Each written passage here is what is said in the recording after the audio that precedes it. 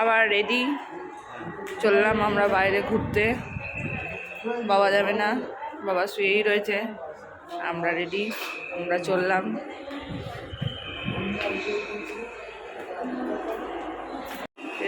এখন 10টা 53, দেখে মনে হচ্ছে 1টা 53। এই যে 10টা 54।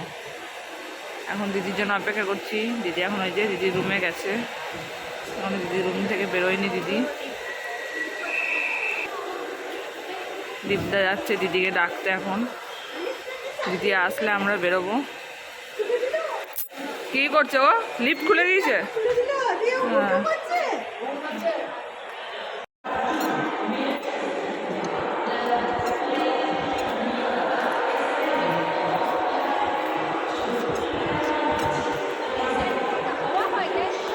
হ্যাঁ, বেরিয়ে পড়েছি সকাল সকাল আমরা বের করতে। এই যে আমার ছানা ভাবছে আমরা ছবি তুলছি, ওই জন্য পোজ দিচ্ছে।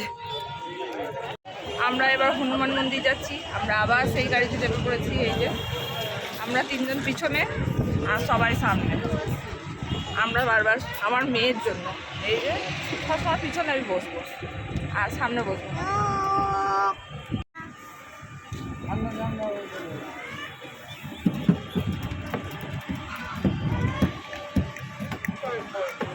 আমরা এখন এসেছি হনুমান গাড়ি।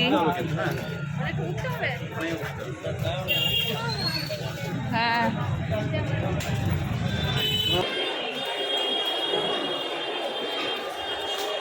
চলো সামনে চলো, তাড়াতাড়ি বন্ধ হয়ে যাবে।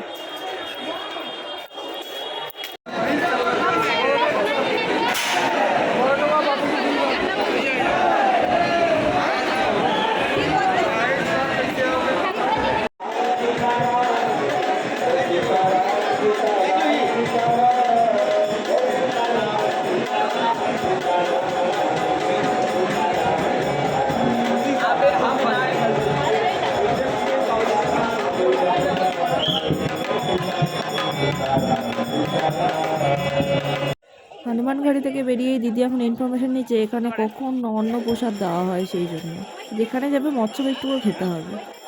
এই যে আমার ছানা খেলা করছে, কিন্তু সবারই খুব খিদে পেয়ে গেছে, তাই আর বেশি ঘুরবো না।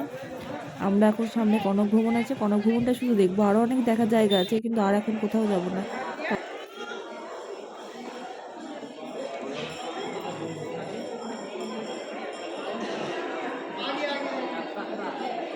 এখান থেকে বেরোলাম, বেরিয়ে ওই যে শ্রী প্রসাদাম রেস্টুরেন্ট, ওটাতেই আজকে চললাম। আমরা এখন রেস্টুরেন্টের সামনে দাঁড়িয়ে, মেসোমশাই আর বাবু এই যে সামনেখানে রয়েছে, বলছে একটু ফটো তুলে দিতে। ওদের একটু ফটো তুলে দিলাম। এই যে স্টেশনের গেটটার ঠিক অপোজিটেই রাম মন্দিরে বেরোনোর গেট, এখানে আছে এই রেস্টুরেন্টটা।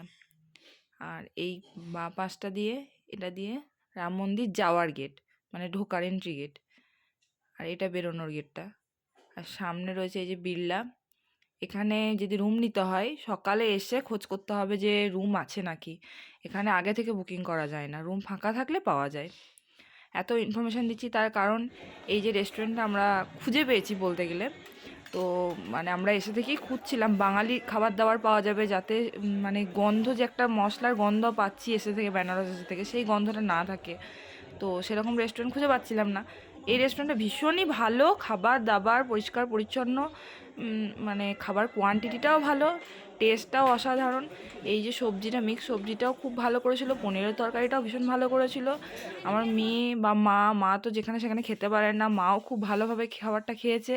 আর কোয়ান্টিটিটা এত ভালো ছিল, এক প্লেটে আমার আর আমার মেয়ে দুজনেরই হয়ে গেছে।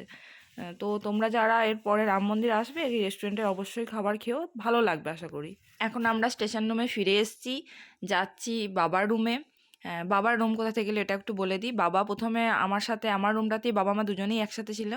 তো একটা বেডে আমি ছিলাম, আমি আমার মেয়ে, একটা মা বাবা ছিল। তো তারপরে মেসোমশাই হঠাৎ যেহেতু জ্বর হয়ে গেছিলো কালকে, তো রাত্রেবেলা যদি কোনো কিছু দরকার লাগে, সেই জন্য মেসোমশাই মাসিমার পাশের রুমটাও তো আমাদেরই ছিল, 4টে রুম নেওয়া হয়েছিল। তো বাবা রাত্রেবেলাতে এই রুমটাতে চলে আসে, যে ওনাদের পাশের রুমটাতে। বাবা আজ খেতে যায়নি, কারণ কি বাবার এখানকার ভাত খাওয়ার মানে ভাতটা একদম ভালো লাগছে না, মশলার গন্ধটা লাগছে বাবারও। তো সেই জন্য বাবার জন্য আমরা একটু রুটি আর তরকারি নিয়ে যাচ্ছি। এই রুমটাও ভীষণই সুন্দর, কিন্তু এই রুমটাতে সিঙ্গেল বেড রয়েছে, মানে দুজন শোয়া যাবে আর কি। আমারটাতে যেমন আমারটায় বা দিদির রুমটা ডবল বেড, দুটো করে বেড রয়েছে। বাবার জানলা থেকে পুরো স্টেশনটাই দেখা যাচ্ছে। খুবই সুন্দর রুমগুলো। সেই খেয়ে নিয়ে আমরা গেছিলাম বাজার একটু কেনাকাটি করতে। সবারই দোকানপাট দেখে একটু কিনতে মনে হচ্ছিলো। এই আমরা ফিরছি, স্টেশনের বাইরেটা লাইটগুলো জ্বলে গেছে, কি অসাধারণ লাগছে দেখতে। ভীষণ সুন্দর স্টেশনের বাইরেটাও। আর এই যে রামের মুকুটটা দেখে মনে হচ্ছে হ্যাঁ এটা রাম মন্দিরেরই স্টেশন। ভীষণ সুন্দর সাজানো গোছানো, সব কিছু কমপ্লিট একদম।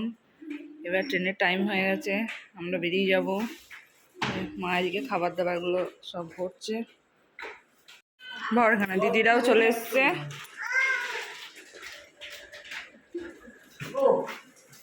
এবার বেরোচ্ছি।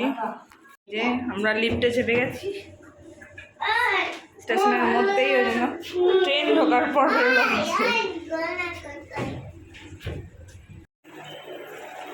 আজকে 2 দিন ধরে শুধু এই কাঠবিড়ালিই দেখছি। এসে থেকে তো আমরা এই অযোধ্যার স্টেশনে যেহেতু ছিলাম।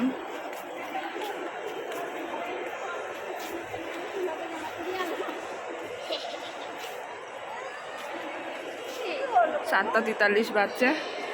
এই 1 নম্বর প্ল্যাটফর্ম, 1 নম্বর প্ল্যাটফর্মেই দেবে আমাদের ট্রেন। এখনো 5 মিনিট দেরি আছে। ট্রেনের আগে আজকে স্টেশনে চলে এসেছি আমরা।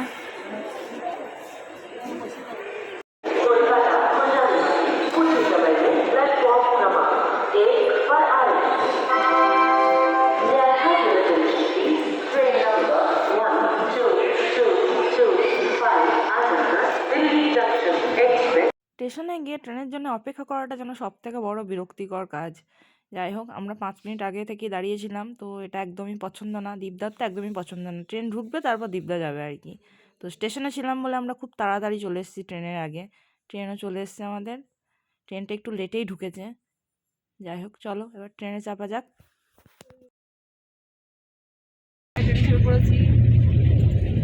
খাওয়া দাওয়া হচ্ছে, শুধু দুজনের খাওয়া দাওয়া হচ্ছে।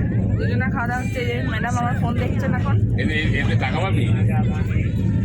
দেখা যাক কি পাই।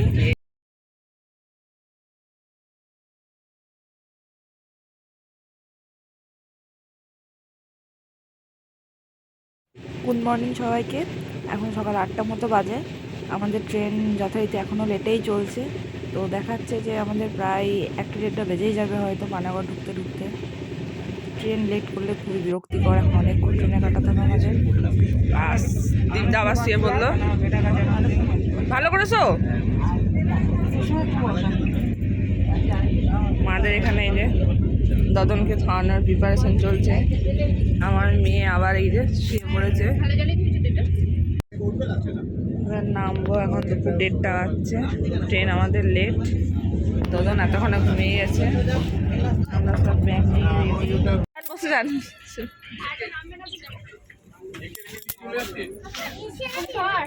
ধরেছি, চল। নেমে পড়েছি আমরা পানাগড় প্ল্যাটফর্মে। তো এখানেই গাড়ি এসেছে। তো এখান থেকে আমরা গাড়ি করে চলে যাব। আর মেসোমশাই আর মাসিমা থেকে গেলেন, ওনারা একদম ডাইরেক্ট কলকাতা স্টেশনে গিয়ে নামবেন। ওনারা বাড়ি ফিরে যাচ্ছেন। চলো এবার গাড়িতে ওঠা যাক। ট্রিপ শেষ, মন খারাপ। ছোটোবেলার মতো প্লেন দেখতে এখনও বেশ ভালোই লাগে। পানাগড়ে যেহেতু বেস ক্যাম্প আছে, হঠাৎই খুব কাছে দিয়ে একটা প্লেন যাচ্ছিলো। আমি একটু টুক করে ভিডিও করে নিলাম আর কি। তো আমাদের বেনারস ট্রিপ এখানেই শেষ। শুধু বেনারস না, বেনারস প্লাস রাম মন্দির ট্রিপ এখানেই শেষ।